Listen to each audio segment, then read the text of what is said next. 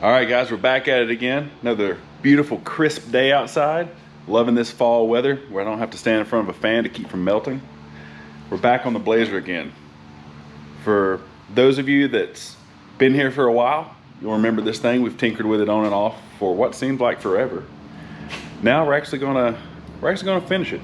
Maybe. We're supposed to. So we'll see. So let me give you a little, we'll catch you up here, kind of show you what we're working with. 1985 K5 BLAZER, not S10 like the other one you've seen. Yeah, so you'll notice first thing, this thing's kind of low. Why and what have I done here? Well, look back at some of my old videos. This thing is actually two-wheel drive converted. Started with 6.2 diesel, four-wheel drive. Now it is 5.3 LS, two-wheel drive. So we're running the 22-inch GM Transits, and I've drilled them with a cap clip, so you can see the kind of look, the kind of vibe we're going for here. Under the hood, 5.3 LS Gen 3. Our buddy Chris, or AKA Grasshopper, worked over a set of 243 heads for us. He's at Mountain Machine and Marine. Handled that, got the whole valve job, upgraded springs, retainers, blah, blah, blah. Got some headers, V-band style. Trailblazer Super Sport intake manifold. BP Automotive. Nicest harness we've used. Running an LS3 Camaro water pump to do away with that big long hose. Big block radiator. I made my own wheel tubs. A lot of this stuff, smooth the firewall, vintage air, blah, blah, blah. A lot of this you can see in our previous videos. But for today, we have to work on the ride height. Now, it's pretty low, but it can be lower. And also, this thing's kind of spiraled out of control. You know, we've detailed things, we've got things, and this is one of the few, even though it's currently filthy, it's one of the few slick painted trucks I do because I don't like painting stuff. I mean, we did Porsche tartan plaid interior. Well, obviously the fronts are done. We got Dakota digitals hiding under here. Tilt, comfort grip, like I said, vintage air. All the moldings and trims and bumpers. Stainless exhaust, blah, blah, blah. So, it's going to be a pretty nice truck. And one thing that's been kind of bothering me is under the engine bay, everything looks good. I got the inner fenders done. They look sweet. Engine's going to be really cool. Taylor pinstriped us some engine covers for it. They're going to be really cool. But we still got stock control arms. That's been bothering me. So that, and it's just maybe an inch higher in the front than I'd like for it to be. But I don't like cutting the springs down too much. So here's what we came up with. Let's just swipe the old credit card and let's just get us a QA1 coilover set. Pretty sweet kit. Haven't installed one of these before, but everyone has great reviews. Gets you the upper control arms, these beefy looking ball joints. All the hardware is really nice, 12-point stuff. Upper coilover hat deals, some bracket deals, what seems like 5 pounds of hardware, some other little brackets that I don't know where to go yet. That's why we have the instructions, some springs, some shocks, some spanner wrenches. So, for today, or actually probably start on today and finish tomorrow, yeah, let's install the stuff. We're not going to set like a final ride height because you always got to think that we're still going to have all the front end stuff, bumper, hood, glass. All the little things add up. The vintage air stuff, the intake pipe, even though, you know, it all may weigh a pound, but we put 50 things on here, it's going to weigh it down a little bit. So we're just going to get it kind of close. We can always go up or down. I think it has, if I remember correctly, 2.5 inches of adjustment. Maybe, I don't know. We're going to set it all the way down because that's how we do it. So first things first, let's get it blown apart.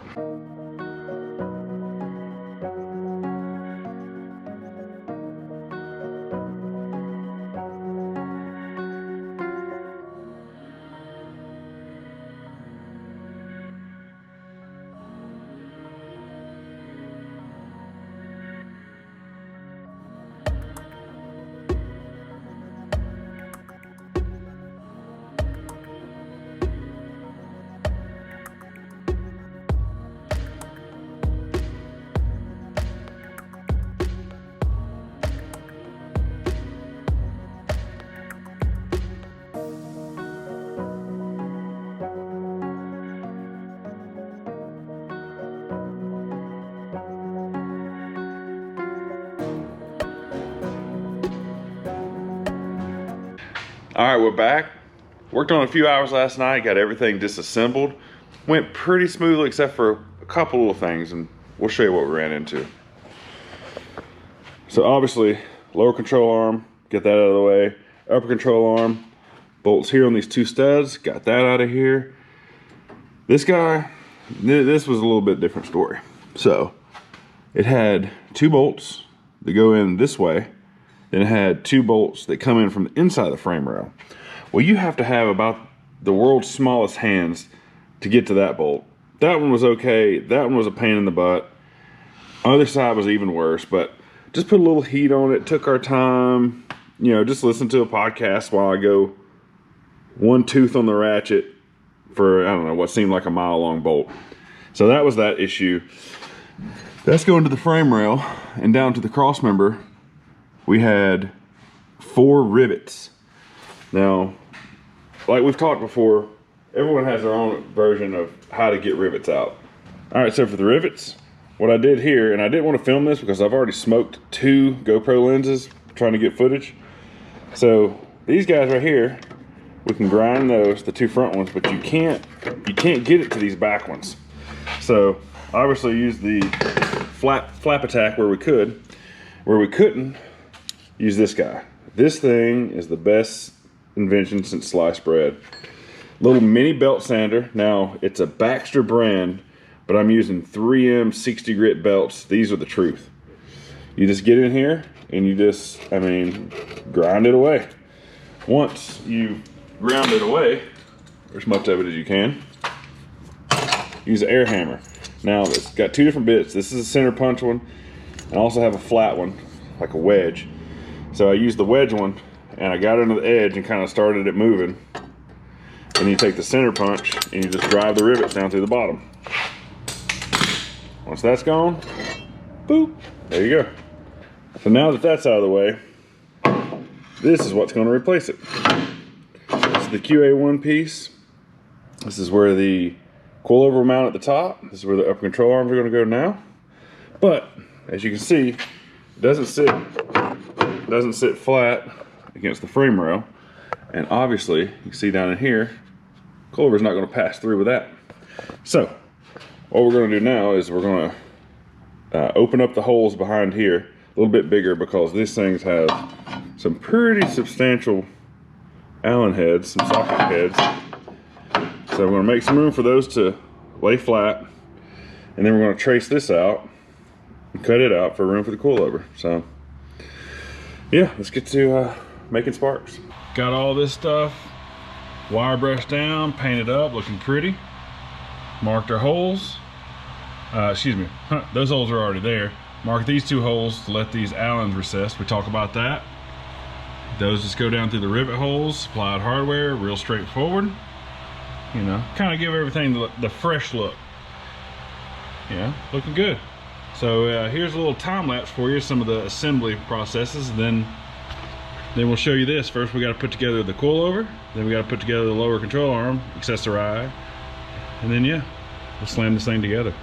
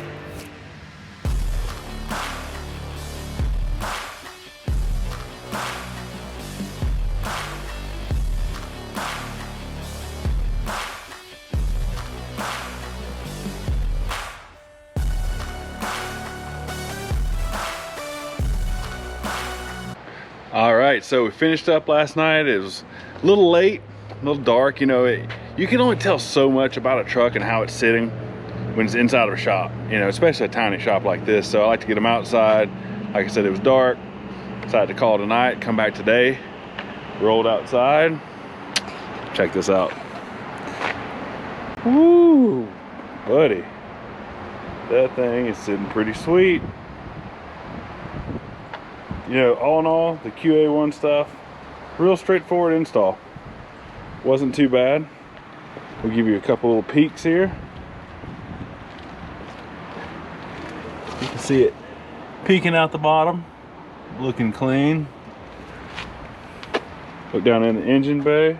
Oh yeah, real neat looking. Now, just remember, all this wiring gets cleaned up, tucked away. Those hoses are going to get mounted real nice, so don't pay attention to that. But just the fact, the tubular arms and seeing the coilovers is really sweet. A little sneak peek, a little Queen City Speed, dual speed, yeah, that's funny to say. Queen City Speed, dual speed fan controller relay thing. That's coming up in a future video, but yeah, so all in all, pretty dang happy with it. Now, I will say, we'll walk on this side where it's in the sunlight. It is sitting just a little bit, it's sitting level. Wait, it's kind of hard to tell. It's sitting pretty level, or maybe just a hair higher in the front. But remember that we don't have a bumper, hood, windshield, doors are pretty much bare. You know, all the little knick-knack stuff to go along with all this. There's probably another, oh yeah, we don't have seats in it, dash, stereo, you know, so I would say there's probably another 150 pounds counting the hood, maybe 200 pounds worth of stuff. It's going to weigh it down. So a tip I always give people is never really worry too much with your ride height right off the bat, because it's going to change, you know. The more crap we add to this, the heavier it's going to get. So yeah, not too worried about it right this second, but for now, she's looking cool. She's looking pretty neat. Also, quick opinion. Do we put the roof rack back on? Or do we leave it off? This is the first time I've set it up here. I remember liking it before. I don't know if I like it now. Like, it's almost too clean now. It will have the side moldings. And obviously we're putting caps on it and whatnot, but I don't know. Does that go or stay? Chime in the comments. But hey, thanks for sticking around, checking it out. Beautiful day. We're gonna do a little more tinkering on it, but for now we're gonna wrap this video up and we'll see you next time.